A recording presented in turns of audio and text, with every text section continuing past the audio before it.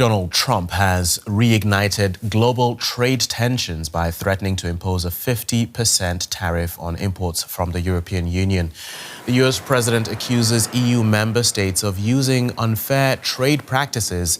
In his view, they include value-added taxes and unjustified lawsuits against American companies. Trump adds that the EU is running a huge trade surplus with America and that negotiations to reduce this are going nowhere.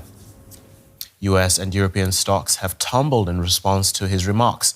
In a statement from the Oval Office, Trump renewed his pressure on European companies to move production to the US. I'm not looking for a deal. I mean, we've set the deal, it's at 50%. But again, there is no tariff if they build their plant here. Now, if somebody comes in and wants to build a plant here, I can talk to them about a little bit of a delay.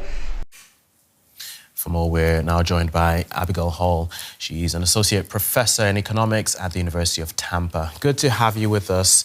Now, what exactly does Donald Trump hope to achieve here?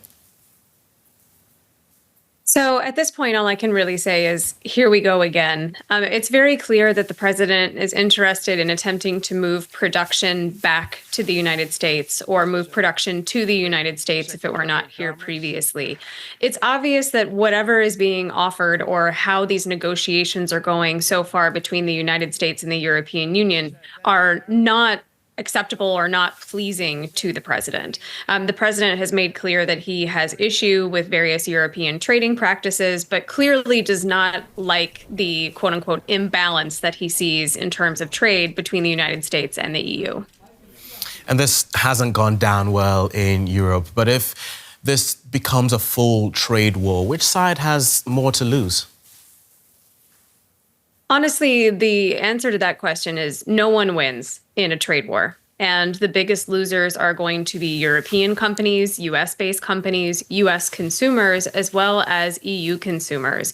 If you look at the total of goods, services, and investment, the EU and the US economy are the largest trading partners. They're the most intimately connected out of any kind of trading partnership that we see globally. And everyone loses. You're talking about major increases in cost, major potential economic declines in Europe and in the United States.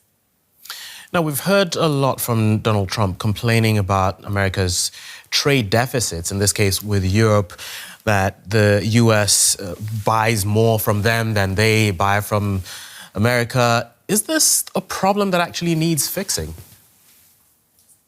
This is an excellent question because it really highlights how many people fundamentally misunderstand trade deficits. Trade deficits are not inherently bad. So I'll give you an example. Most people watching this program are probably in a perpetual trade deficit with their grocery store. Chances are they've likely bought item after item and spent thousands of dollars year after year at their local grocery stores, but those grocery stores likely have yet to purchase anything from their customers. And this is not an inappropriate example to levy in the international context. What this idea of an imbalance of trade, the U.S.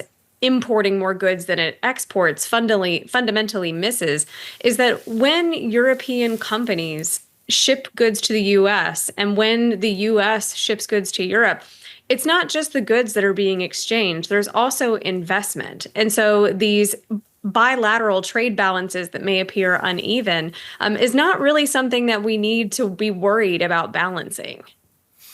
We've seen the shock as this news has hit the markets. Can this kind of volatility force Donald Trump to change course on this? It's difficult to say at this point. It's obvious that markets are responding very strongly to the president's pronouncements on trade, whether they are executive orders or, in the case of this, threats that are made over social media or in press discussions within the Oval Office. And so certainly there is the potential for markets to recover. But as we've seen today, the stocks are down in the United States, they're down across Europe, and particularly for companies who have strong footholds in both the European Union and the United States. So companies like L'Oreal, BMW, and Deutsche Bank all saw significant stock reductions today. Abigail Hall, thank you very much for your insights on that. It's Abigail Hall, Associate Professor in Economics at the University of Tampa. Pleasure as always.